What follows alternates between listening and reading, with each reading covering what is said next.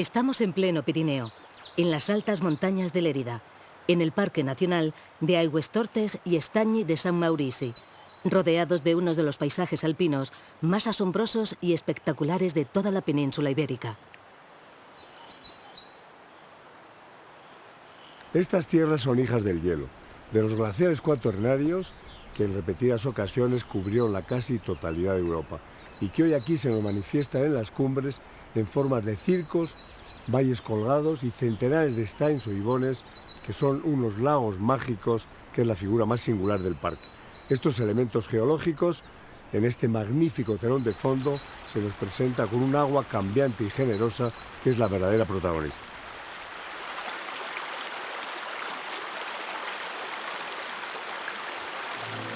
Con poco más de 41.000 hectáreas, este bellísimo fragmento del Pirineo central, que es el Parque Nacional de Aigüestortes y Estany de Sant Maurici, representa la más pura esencia del paisaje alpino.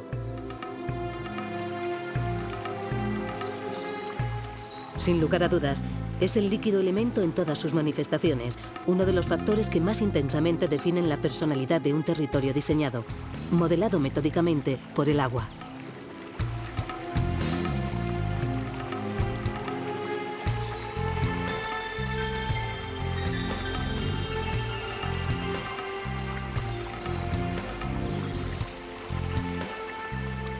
El propio nombre del espacio protegido asume ese carácter y hace referencia a dos de los paisajes más característicos de la región. Los cauces tortuosos, donde el agua serpentea, que recorren extensas planicies elevadas, compuestas de tremedales y turberas, las aigüestortes, y la infinidad de lagos que reflejan en sus misteriosas aguas los limpios cielos de las cimas pirenaicas.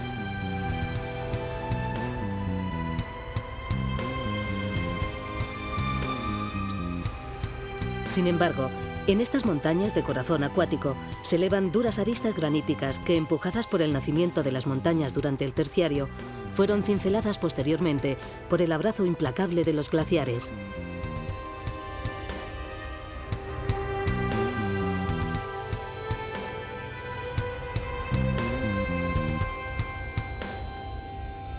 Como geólogo, ¿puede explicarnos qué características especiales tiene este parque nacional? Yo quizás distinguiría dos características especiales.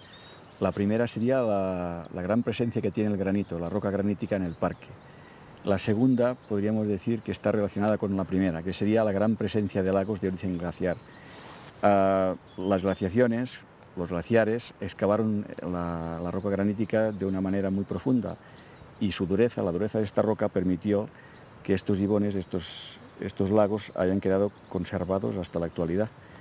El parque tiene 200 lagos, gracias precisamente a este sustrato granítico. El agua es la protagonista de estos valles, ¿no? Desde luego, es la principal. Ya sea en forma de lagos, ríos, cascadas, es el elemento principal del parque.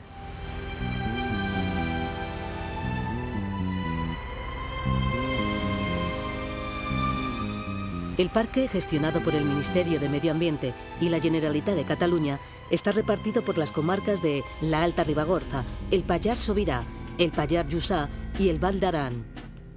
Impresionante escenario de bosques, lagos y agudas agujas de piedra, que es también morada del hombre. Los pequeños pueblos de estos altos valles pirenaicos han sabido preservar con esmero algunas de las más valiosas joyas arquitectónicas de la península. Entre los siglos XI y XII, cuando las tierras cristianas apenas alcanzaban las primeras rampas del Pirineo, en los valles próximos al hoy Parque Nacional, se desarrolló una arquitectura románica peculiar, de aire lombardo y sello inconfundible, cuyo más señero exponente, que no es el único, es la iglesia de San Clemente de Taúl, con su esbelto campanario y su aire rústico y arcaico.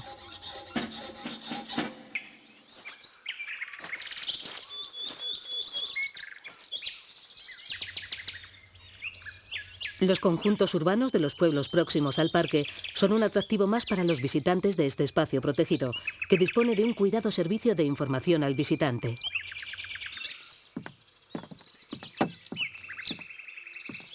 Las casas del parque, en Boí y Espot, son los centros principales de acogida, divulgación e interpretación. Desde ellos se coordinan las actividades del parque y se informa de las posibilidades que para el visitante posee el espacio protegido en las diferentes estaciones del año.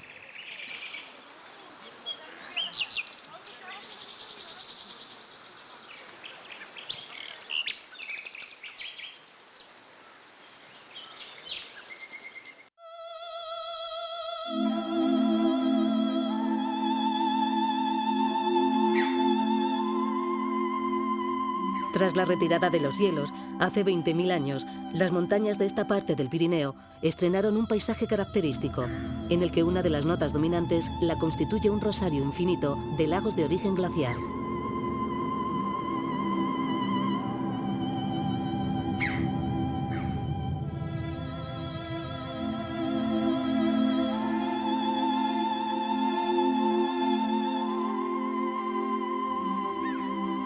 El conjunto de lagos o stands del parque conforman la más importante concentración de esta manifestación del glaciarismo en toda la cordillera, agrupando hasta 272 cubetas.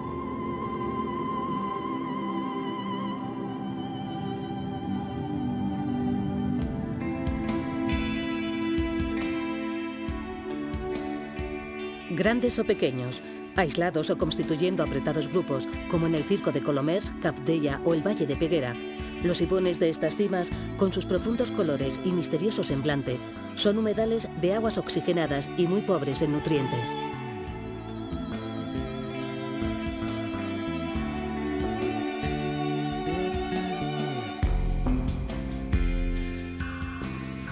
Por sus características físico-químicas, en los lagos del parque no abundan las grandes formas de vida, aunque sí los microorganismos invertebrados y especializadas comunidades botánicas.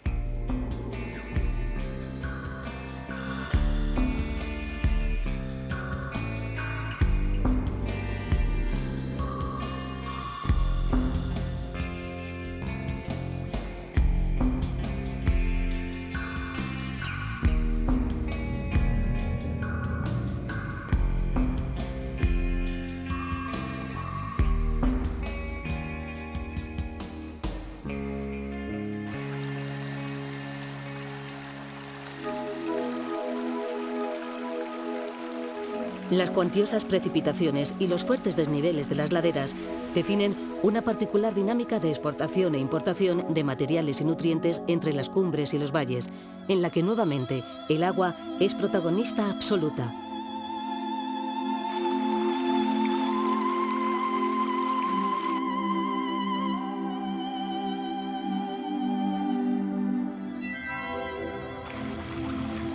Centenares de arroyos y torrenteras se descuelgan por las laderas, confluyendo poco a poco en cauces cada vez mayores.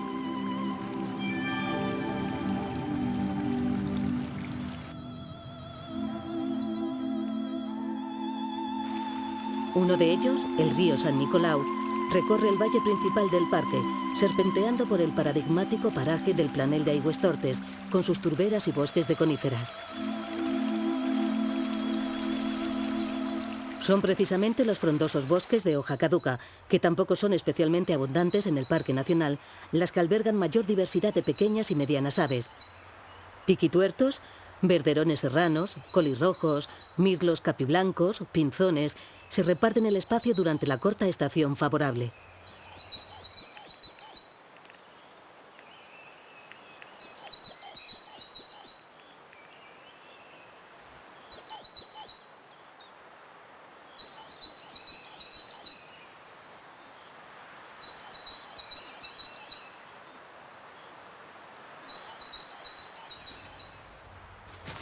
Algo más arriba, en el piso subalpino, los oscuros avetales y pinares acogen a otras aves más escasas y discretas, como el menudo búho boreal, una rapaz muy rara en nuestras latitudes, cuya presencia se pretende reforzar desde la dirección del Parque Nacional con la colocación de cajas nido especialmente diseñadas.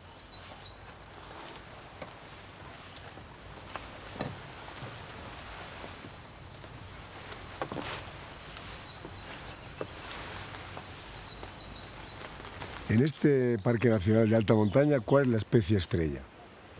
Hay varias, pero yo si tuviera que elegir una, probablemente elegiría el urogallo, porque es una especie que está en regresión en el ámbito de toda su área de distribución, no solo aquí en nuestro país, sino a nivel de todos los países de la Unión Europea, y es un indicador de la calidad de los ecosistemas forestales. Pero aquí hay nieve 6 meses al año, ¿qué puede comer? Sí, el urogallo precisamente está adaptado a la permanencia durante todo el año en los bosques subalpinos de pino negro. Es una de las pocas especies que permanece todo el año aquí y básicamente una de las adaptaciones, porque no es la única, es la alimentación casi exclusiva de hojas de pino.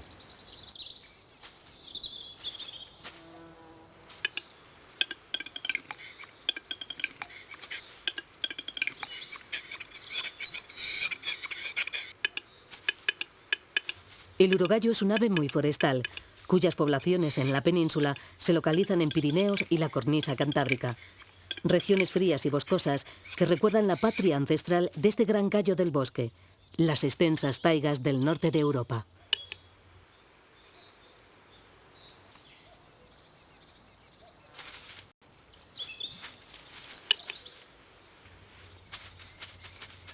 Estas grandes gallináceas son exiliadas del frío, inmigrantes forzosos que un día fueron empujados hacia el sur por el avance imparable de los hielos.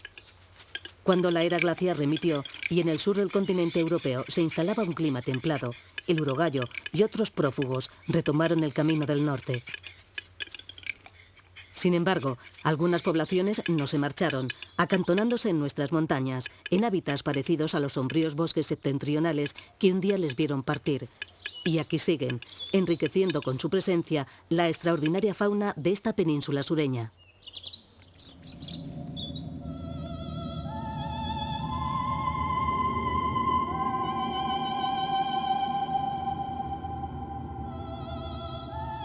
Las cumbres de Aigüestortes, donde reinan la soledad, el hielo, el viento y la roca, son la morada inaccesible de una criatura cuya existencia corre estrechamente unida a la montaña.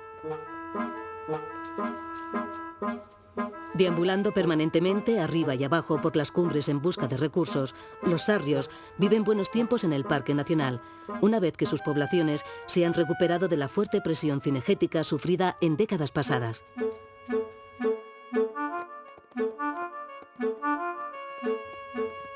Estos acróbatas de las montañas se encuentran magníficamente equipados para la vida en las cumbres, por las que se mueven con extrema seguridad sobre las rocas o el hielo o por paredes casi verticales.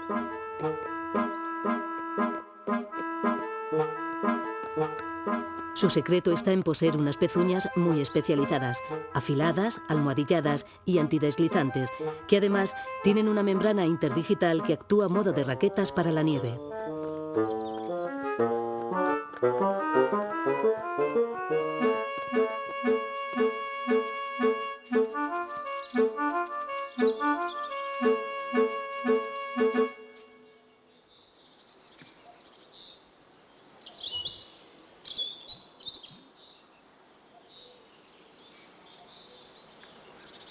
Los prados alpinos y subalpinos salpicados de rocas, las pedreras y canchales rodeadas de pastizales por encima del límite de los bosques son el hábitat preferido de un recién llegado a nuestra fauna, presente en buen número dentro del Parque Nacional.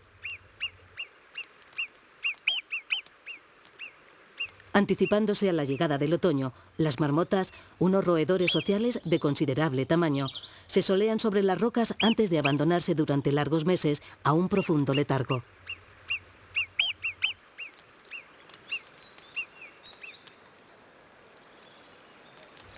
La presencia de estos mamíferos en la cordillera se debe a la introducción en 1948 de varios ejemplares procedentes de los Alpes en la vertiente francesa de Pirineos. Desde allí colonizaron la parte española de las montañas y hoy se extienden desde Gerona hasta Navarra.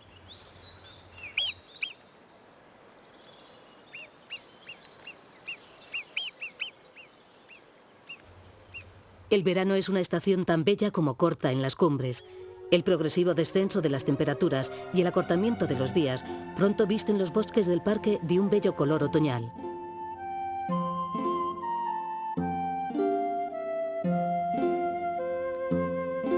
En las umbrías montañas, cubiertas por hayedos y abedulares, los amarillos, los rojos, los dorados y los ocres van salpicando a unos bosques cubiertos por la neblina e inmersos en un ambiente cada día más y más frío.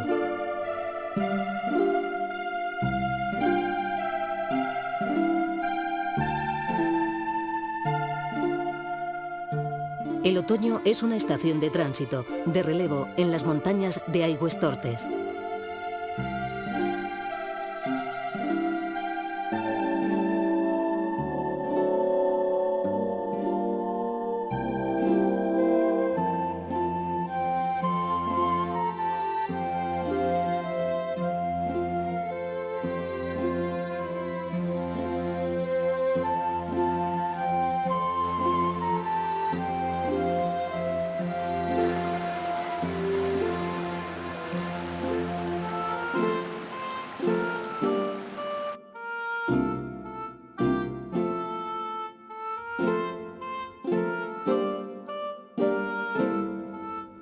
Mientras que las aves estivales van tomando el camino del sur y las plantas de la alta montaña, cumplidos sus ciclos, retoman su forzado reposo, el grandioso telón de fondo de ásperas cumbres, infinitos lagos y sombríos bosques se prepara para recibir en breve al que será durante muchos meses el protagonista del paisaje en estas cumbres.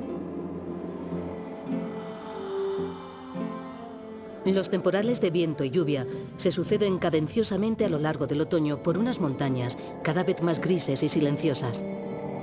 Las nubes se arremolinan en las más altas cimas y avanzan engullendo un paisaje que todavía luce los últimos rastros de la otoñada.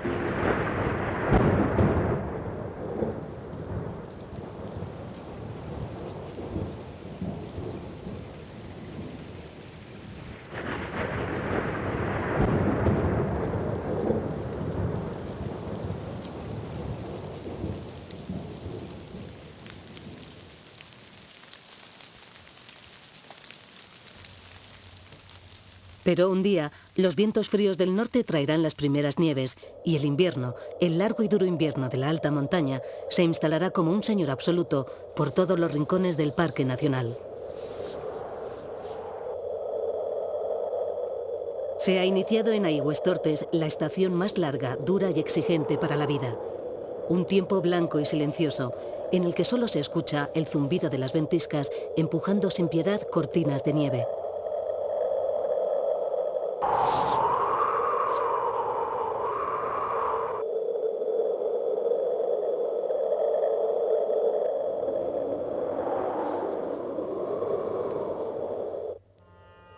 Más abajo, en los bosques de abetos, en los lívidos hayedos y abedulares que meses atrás rebosaban vida y movimiento, el invierno también envuelve todo con su imponente presencia.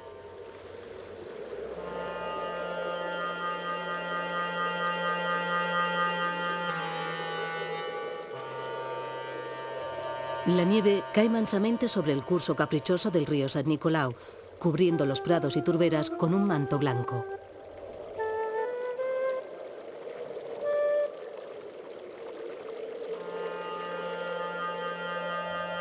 Mientras tanto, los sarrios rebuscan entre la nieve cualquier cosa comestible, resistiéndose a abandonar unos paisajes en los que la vida va quedando recluida bajo la tierra, reducida a vestigios latentes.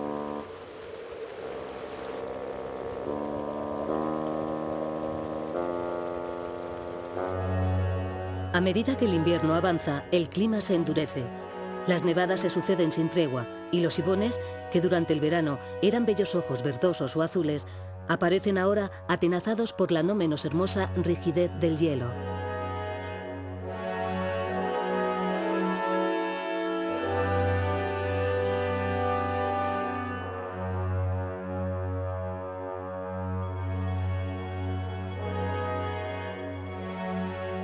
Son pocas las especies animales que aún no han abandonado los techos del parque o las que permanecen activas en mitad de este paisaje de viento y hielo.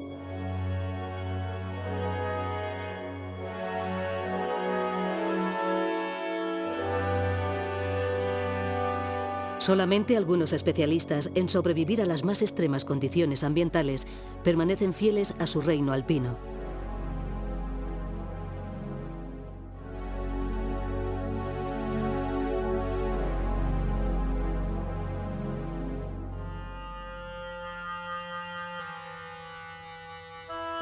Entre ellos encontramos todavía algunos sarrios que, si la meteorología empeora, se verán obligados a escapar ladera abajo para ramonear el resto del invierno al amparo del bosque.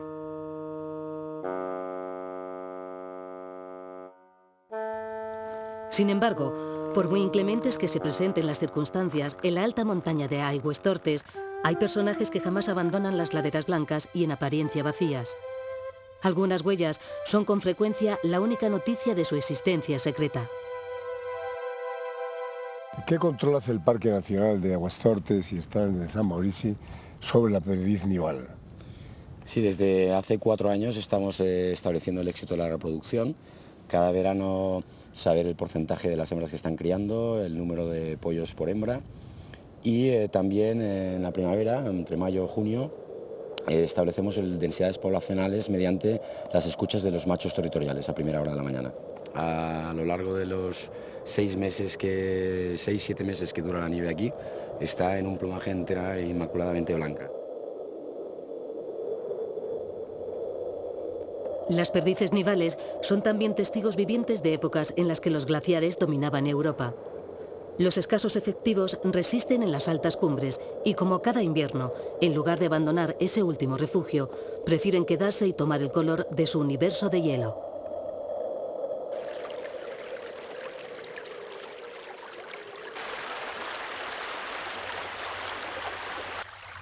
El invierno se desliza con lentitud, mientras que los días se alargan imperceptiblemente.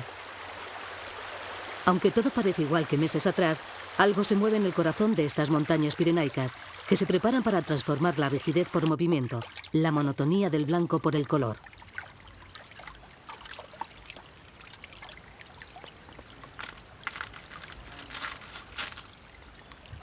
Nos encontramos en el inicio de la época del deshielo. El momento en que el agua que da forma y vida a las montañas que nos rodean comienza su perpetuo ciclo de ida y vuelta.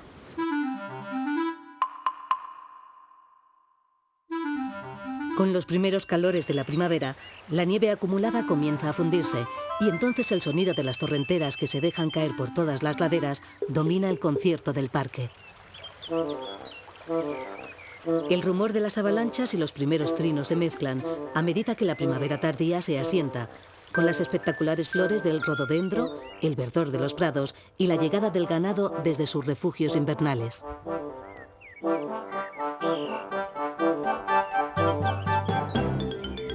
La esperada primavera de las montañas comienza a subir desde los valles para finalmente, no sin esfuerzo, llegar hasta las praderas alpinas, las agujas de piedra y los bosques de pino negro en los que la floración explota.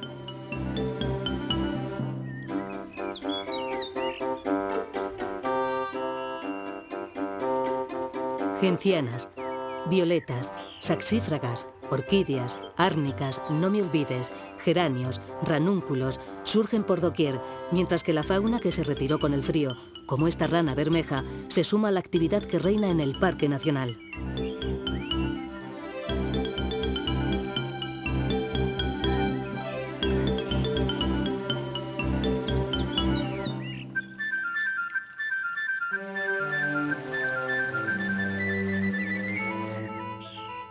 La extraordinaria abundancia de la floración primaveral y estival de las numerosas especies que hasta ahora habían pasado inadvertidas en las praderas o en las grietas de la roca, protagoniza perfectamente los esfuerzos de la vida por imponerse a los rigores de las altas cimas.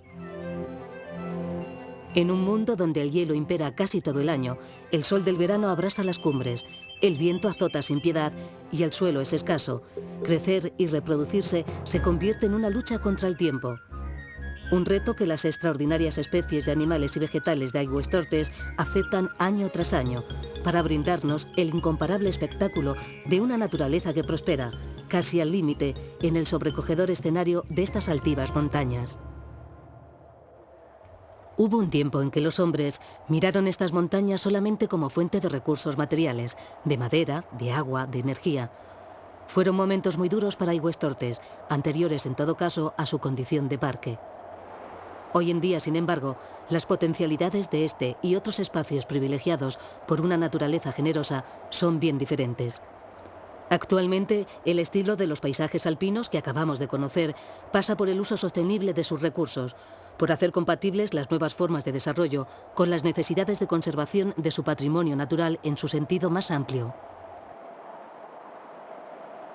Sin embargo, estas montañas, como otros bravos enclaves de nuestro país, deben permanecer libres de todo intento de domesticación y sometimiento, para de esa manera guardar la esencia que un día les llevó a ser parte indispensable de nuestro patrimonio natural.